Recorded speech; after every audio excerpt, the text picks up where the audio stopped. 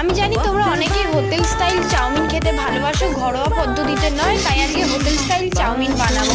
ওর জন্য গরম তেলের মধ্যে একটা ডিম ভেঙে ডিমের ভুজি বানিয়ে নিলাম প্রথমে। তারপরে গরম কড়াইয়ের মধ্যে আবার একবার তেল দিয়ে পেঁয়াজ, আদা, লঙ্কা ও রসুন দিয়ে দিলাম, কুচি কুচি করে কেটে রাখা এই 4টে জিনিস দেওয়ার পর এটা আমি ভালো করে নাড়বো। পেঁয়াজটা যেন গোল্ডেন কালার চলে আসে ততক্ষণ, দেখবে গন্ধ বেরিয়ে যাবে পেঁয়াজের ভাজতে ভাজতে, তখনই বুঝবে। তারপরে আমি আগে থেকেই সেদ্ধ করা একটু চাউমিন তুলে রেখেছিলাম। আর দেখো এখানে কিন্তু জ্যাক আমাদের রান্না খুব মনোযোগ দিয়ে দেখছে।